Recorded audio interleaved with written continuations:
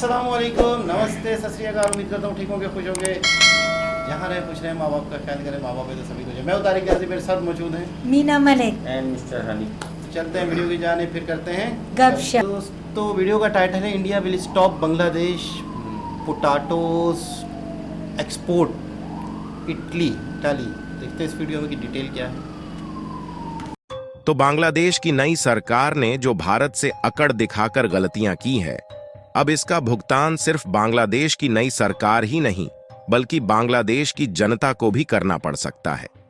दरअसल आपको याद हो तो कुछ समय पहले भारत ने राइस और ओनियन यानी कि चावल और प्याज के एक्सपोर्ट पर बैन लगाया था, जिसमें बांग्लादेश का नाम भी शामिल था। और अभी रिसेंटली शुगर यानी कि चीनी के एक्सपोर्ट पर भी भारत की तरफ से बैन लगाया जा चुका है। और अब जाकर के एक और इम्पॉर्टेंट प्रोडक्ट भारत की तरफ से लगभग रुक चुका है, जो कि बांग्लादेश में एक बड़े स्केल पर एक्सपोर्ट किया जाता था। और अब चीन की गोद में बैठी बांग्लादेश की नई सरकार घुटनों पर आती हुई नजर आ रही है।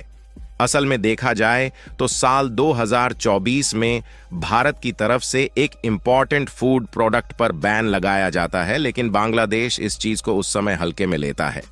और इस रिपोर्ट में आप साफ साफ देख सकते हैं कि बांग्लादेश में जो सिचुएशन इस समय चल रही है, वहां पर पोटैटो यानी कि आलू की कीमत दिन पर दिन काफी तेजी के साथ बढ़ती जा रही है, क्योंकि एक तरीके से देखा जाए तो बांग्लादेश में पोटैटो की भारी कमी हो गई है और बांग्लादेश के बिगड़ते हालातों के कारण मार्केट की उथल पुथल थमने का नाम नहीं ले रही है। आपको बता दें कि बांग्लादेश में एक आइटम नहीं है बल्कि कई आइटम ऐसे हैं जो कि लगभग पूरी तरह से भारत के द्वारा ही एक्सपोर्ट किए जाते हैं। वहीं बांग्लादेश में बढ़ रही यह महंगाई उनकी अर्थव्यवस्था की लुंगी में इतना बड़ा छेद करेगी जिसे भरने में बांग्लादेश को कई साल लग सकते हैं। पूरी डेवलपमेंट क्या है इस वीडियो में समझते हैं, लेकिन आगे बढ़ने से पहले बांग्लादेश घुटनों पर आता हुआ नजर आ रहा है, उसके लिए वीडियो को एक लाइक करके चैनल को सब्सक्राइब जरूर कर लीजिए, क्योंकि यह आपके लिए 1 सेकंड का काम है, लेकिन इससे हमारी काफी बड़ी मदद होती है। दरअसल बांग्लादेश की नई सरकार ने पिछले कुछ दिनों में जिस तरीके से भारत को अपने तेवर दिखाए हैं, इससे यह बात साफ होती हुई नजर आ रही है कि उनकी नई सरकार पूरी तरह से चीन के सपोर्ट में खड़ी हुई है, क्योंकि इसके पहले शेख हसीना की सरकार पूरी तरह से भारत के सपोर्ट में थी, इसलिए यह लोग उनका विरोध कर रहे थे। और उनके सत्ता से जाने के बाद जिस तरीके से बांग्लादेश के हालात चल रहे हैं, इससे एक तरफ पाकिस्तान मजा ले रहा है, वहीं दूसरी तरफ उनकी नई सरकार का झुकाव चीन की तरफ देखने को मिल रहा है। और यह भी हो सकता है कि चीन, जो बार बार अपने नेवल बेस को बांग्लादेश में बनाने की कोशिश कर रहा है, उसमें भी चीन को कामयाबी मिल जाए, क्योंकि जब शेख हसीना सत्ता में थी तो उन्होंने चीन को इन मामलों में कई बार फटकार लगाई थी और उन्होंने चीन को सीधा कड़ा जवाब देते हुए बता दिया था कि वह जो भी इस तरीके की पार्टनरशिप करेगी वह भारत के साथ करेंगी, और उसमें चीन थोड़ा सा भी पैर नहीं मार पा रहा था। लेकिन जब शेख हसीना सत्ता से हट गई है और नई सरकार का झुकाव चीन की तरफ देखने को मिल रहा है, तो इससे यह बात साफ होती हुई देखी जा रही है कि हो सकता है कि आने वाले समय में चीन और बांग्लादेश मिलकर नेवल एक्टिविटीज भी करें। इसका अंदाजा द इकोनॉमिक टाइम्स की इस कटिंग को देखकर लगा सकते हैं, जो कि हाल ही में निकल कर आ रही है, और इसमें साफ साफ बताया जा रहा है कि बांग्लादेश के जो नए होम एडवाइजर है, उनका भारत के साथ कई बार ऑलरेडी टकराव हो चुका है। और इतना ही नहीं, बल्कि भारत एक तरफ जहां बांग्लादेश में अत्याचारों और उथल पुथल के हालातों को शांत करने की कोशिश कर रहा है, वहीं इसी बीच बांग्लादेश की बीएनपी विरोधी पार्टी, जो इस समय नई सरकार के रूप में सेलेक्ट की गई है, उनकी तरफ से फिर से एक बार मुद्दा गर्म किया जा चुका है। दरअसल हाल ही में खबर निकल कर आ रही है कि शेख हसीना, जो कि इस समय भारत में टिकी हुई है, उन पर बीएनपी पार्टी की तरफ से कई आरोप लगाया गया है और शेख हसीना को भारत के द्वारा वापस बांग्लादेश में भेजने की बात कही जा रही है। हालांकि हालात जब तक शांत नहीं हो जाते, तब तक भारत शेख हसीना को बांग्लादेश में नहीं भेज सकता। फिलहाल इन बातों से यह जाहिर हो रहा है कि बांग्लादेश की नई अंतरिम सरकार जानबूझकर भारत से रिलेशन को खराब करने पर तुली हुई है और चीन की ओर झुकती हुई देखी जा रही है। लेकिन जब बात आती है फूड सिक्योरिटी की, तो बांग्लादेश सबसे ज्यादा भारत के ऊपर डिपेंडेंट है। यहां तक कि कुछ हद तक इंपोर्ट और एक्सपोर्ट सेक्टर बांग्लादेश का भारत द्वारा मैनेज किया जाता है। और फूड को लेकर देखा जाए तो भारत बांग्लादेश का एक बहुत ही बड़ा ट्रेडिंग पार्टनर है, जिसमें बांग्लादेश को दाल, गेहूं, चावल, शुगर, ओनियन और पोटैटो के साथ साथ मसाले, फल और सब्जियां एक्सपोर्ट की जाती है। लेकिन आपको जानकर हैरानी होगी कि एक समय था जब बांग्लादेश पोटैटो का काफी अच्छा प्रोड्यूसर देश माना जाता था और वह दूसरे देशों में एक्सपोर्ट भी करता था। लेकिन पिछले कुछ सालों से बांग्लादेश की उथल पुथल उनकी अर्थव्यवस्था को काफी ज्यादा नुकसान पहुंचाया है, जिससे बांग्लादेश में पोटैटो का प्रोडक्शन दिन पर दिन घटता जा रहा है।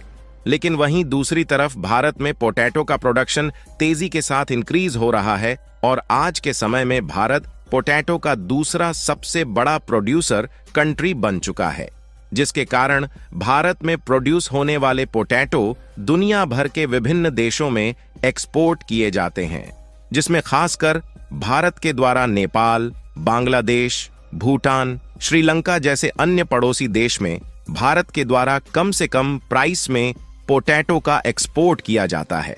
पड़ोसी देश होने के नाते भारत से ट्रांसपोर्टेशन लागत काफी ज्यादा कम लगती है, इसलिए इन देशों को पोटैटो काफी ज्यादा सस्ता मिल जाता है। और इतना ही नहीं, बल्कि भारत में इतनी ज्यादा क्वांटिटी के साथ पोटैटो का प्रोडक्शन होता है कि सऊदी अरब, इंडोनेशिया जैसे देशों के साथ साथ जापान और अमेरिका जैसे विकसित देश भी भारत से ही पोटैटो को खरीदते हैं। और भारत दुनिया की कुल पोटैटो का 10% हिस्सा अकेले एक्सपोर्ट करता है। जहां भारत से आलू खरीदने वाले में मिडिल ईस्ट और अफ्रीका के लगभग सभी देश शामिल है। और भारत ने ज्यादातर देशों के साथ फ्री ट्रेड एग्रीमेंट साइन कर लिया है, जिससे भारत को इन देशों में अपने फूड प्रोडक्ट एक्सपोर्ट करने के लिए ज्यादा कास्ट नहीं देना पड़ता। वैसे भी भारत का जो टोटल एक्सपोर्ट होता है, उसमें का एक बहुत छोटा हिस्सा ही बांग्लादेश में एक्सपोर्ट होता है, लेकिन इससे बांग्लादेश की काफी ज्यादा मदद हो जाती है। आपको बता दें कि बांग्लादेश में आलू की कीमत इतनी ज्यादा बढ़ चुकी है कि वहां की जनता इस समय पूरी तरह से परेशान है, क्योंकि बांग्लादेश की बाजार में आलू की कीमत लगभग दोगुनी हो चुकी है और वहां की मार्केट में पोटैटो, ओनियन की कमी देखने को मिल रही है। वैसे देखा जाए तो इसके पहले अब तक बांग्लादेश में भारत से एक्सपोर्ट होने वाली पोटैटो पर 3 बार बैन लगाया जा चुका है, जिसमें साल 2014, 2017 और फिर 2020 में बैन लगाया गया था। लेकिन बांग्लादेश की तरफ से रिक्वेस्ट करने के बाद भारत ने इनको पोटैटो की सप्लाई चालू की थी।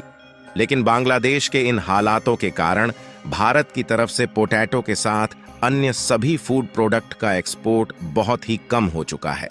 और वहीं दूसरी तरफ यूरोपीय यूनियन के इटली और जर्मनी जैसे लगभग सभी देशों में इंडियन पोटैटो की डिमांड बढ़ रही है और भारत का एक्सपोर्ट भी इंक्रीज हो रहा है, क्योंकि भारतीय पोटैटो की क्वालिटी अच्छी और दूसरे देशों की अपेक्षा सस्ती होने के कारण यूरोपीय देश भारत से ही पोटैटो को खरीदना पसंद कर रहे हैं।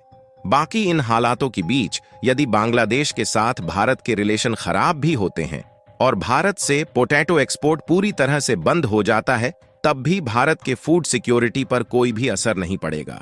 और आप लोगों को क्या लगता है कि बांग्लादेश के हालात जिस तरह से बिगड़ रहे हैं, इनकी इकोनॉमिक्स दोबारा से सुधरेगी और भारत के साथ उनके रिलेशन मजबूत हो पाएंगे या नहीं?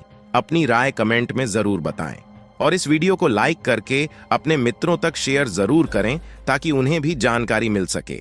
साथ ही चैनल को सब्सक्राइब करके बेल आइकन को ऑल पर जरूर सेलेक्ट करें। जय श्री राम। जी जनाब। अच्छा, ये फॉरेन पॉलिसी जो होती है या किसी मुल्क के मामलात होते हैं, इतनी ज़्यादा चीज़ों का लेन देन, इतना ज़्यादा ताल्लुकात दूसरे देशों से जुड़े होते हैं कि कभी भी किसी कंट्री के साथ ताल्लुकात ख़राब करने से पहले 50 दफ़ा इंसान सोचे कि यार वहाँ से क्या आ रहा है, क्या नहीं आ रहा, उस देश से हमारे ताल्लुकात क्या हैं, बाउंड्री मिल रही है, उस देश से हमें बेनिफिट क्या है, किसी और देश की तरफ हम जा रहे हैं तो उससे क्या बेनिफिट है। अच्छा, इस मामले में मैं समझता हूँ कि इंडिया बहुत ही बैलेंस करके चल रहा है। बिल्कुल। एक वक्त ऐसा था यूक्रेन की जंग में कि इंडिया ने रशिया से भी मामला रखे, अमेरिका से भी रखे, यूरोप से भी रखे, यानी यूँ समझ लें कि कोई भी कंट्री रशिया से कुछ ख़रीद नहीं सकता था, इंडिया ने हाँ। ख़रीदा। पूरी दुनिया में पाबंदी लग गई कि रशिया से कोई नहीं ख़रीदे, तो इंडिया वो वाहिद कंट्री है जो बैलेंस करके चलता है, देखता है। अब जैसे बांग्लादेश ने फ़र्ज़ करते हैं इंडिया से ताल्लुकात ख़राब किए हैं, अब मैं कहता हूँ अच्छा खासा इनके साथ इंपोर्ट एक्सपोर्ट इंडिया का चलता होगा, क्योंकि इंडिया सबसे करीब कंट्री है बांग्लादेश के। बिल्कुल। चारों तरफ इंडिया के समझो फैला हुआ है। तो इनको ये देखना चाहिए। हाँ, ये चीज़ें बिल्कुल। देखनी चाहिए। और बाकी में जो रिलेशन जो है ना पड़ोसी से हमेशा बेहतर ही होने चाहिए। हम तो यही चाहते हैं, तीसरी ताकत जो होती है ना वही कमज़ोर करने की कोशिश करती है और सही। घुसने की कोशिश करती है कि यार अगर ये मजबूत हो गए तो फिर हम कहाँ जाएंगे, हम किन के ऊपर हुकूमत करेंगे, किन को दबाएंगे। बिल्कुल ऐसा ही। क्योंकि ये बस खाने ढूंढते हैं ना कि यार यहाँ पे सोने की खान मिल जाए या चांदी की, हीरे की, डायमंड की, इस तरीके का इनका एक जहन बन जाता है। अभी तो कई आवाम ऐसे समझ रहे होंगे कि ये जो बांग्लादेश के हालात हैं ये सेट हो जाएंगे या यूँ हो जाएगा। इन हालात की वजह से नीचे कितने, जैसे एक तो ये आलू की एक मिसाल हम देख रहे ये हैं, बिल्कुल, मेजर बिल्कुल। टॉपिक है। ये एक क्योंकि मिसाल है। आप बहुत देखो ना, बहुत ज़्यादा वहाँ की क्योंकि- आवाम परेशान हो जाती है। हाँ, लेकिन उसके असरात अब हाँ, दिखेंगे। हाँ, एक मेजर टॉपिक है क्योंकि वो देखा अभी हाल ही में इंडिया में वो जो एक केस हुआ है, क्या हाँ, बोलते हैं, हाँ। बड़ी दुख की बात है, वो भी बिल्कुल ऐसा ही है। बहुत गलत। लेकिन ये आप देखो कुछ कड़ियाँ ऐसी जुड़ रही है अब उस केस में, क्योंकि अच्छा हुआ भी कलकत्ता में, अच्छा, बांग्लादेश के हालात ख़राब सही सही। हुआ भी कलकत्ता में। और एक एक्सपर्ट था, उन्होंने बताया कि यार 4 बजे से और 4:20 4:27 में वो बंदा जा रहा है और 20-25 मिनट में बाहर भी आ रहा है। सही। तो इतनी देर में 14 घाव लगाना अच्छा। छुरे से और ये चीज़ें करना, Proper तो planning बोलता है कह रहे हो ये आप। तो Planning बिल्कुल से, वो इम्पॉसिबल नहीं है मार कि ये सकता। सिर्फ एक है, अच्छा। ये एक है। बोले ये इसके पीछे बहुत बड़ी वजह है कुछ, सही बात है। क्योंकि अगर कलकत्ता को लेके काम हुआ है ना। आप देखो ये कितना, मतलब कि यहाँ से वहाँ, वहाँ से यहाँ, ये सारा मामला डिस्टर्ब करने के चक्करों में। कहते हैं किसी भी वाक़े की टाइमिंग और उस वाक़े की लोकेशन और वहाँ उस वक्त हालात क्या है, क्योंकि उन चीज़ों को नोट करें। उनसे पूछा गया, भाई वहाँ की आपको पता है CID है, तो उनसे बाकायदा पूछा गया आपने 14 बार इतने कम टाइम में कैसे कर लिए सही। और कौन से हाथ से किए। तो एक एक बारी क्या जो निकालते टॉपिक है हैं ना ये, हो सकता है कि एक तो नहीं है, बिल्कुल। बहुत बड़ा एक बंदा मिशन है। लेके तो नहीं कर सकता है। हाँ, क्योंकि वही एक्सपर्ट और अभी यूट्यूब में काफ़ी यही बातें चल रही है कि यार अच्छा। ये मर्डर के पीछे बहुत बड़ा कोई रीज़न है, बस ये रीज़न से काम हुआ है। ये इससे ऊपर नहीं। ऊपर ऊपर तो हम हुकूमत का मामला देख रहे हैं कि लेकिन हाँ। नीचे मामला और बिगड़ेंगे। बिगड़ेंगे। और बिगड़ते जा रहे हैं ना। महंगाई अब बांग्लादेश में शदीद हाँ। हो जाएगी। शदीद हो बहुत जाएगी। हो जाएगी। और इतनी, और वैसे ही जब ये जो पॉलिटिक्स के जो लोग होते हैं, वैसे ही हुकूमत जहाँ चलाने की जगह वहाँ पे बैठ के कुछ डिसीजन नहीं ले सकते, तो वहाँ तो भूख मरेगी आवाम। बिल्कुल ऐसा ही है। वहाँ यहाँ तो पे- और महंगाई में, क्योंकि- जैसे हमारे पाकिस्तान में हाल बिल्कुल चल ऐसा रहे ही हैं। है। तो आलू की अगर वहाँ कमी है तो मैं एक चीज़ और भी सोच रहा था कि इंजमाम को भेजा जा सकता है। तो दोबारा किसी और वीडियो। अच्छा, इंजमाम के साथ भी बड़ा मसले रहे हैं यार, हाँ। वो बड़ा मतलब चिढ़ता है। हाँ हाँ, फिर बल्ला घुमा दिया है ना।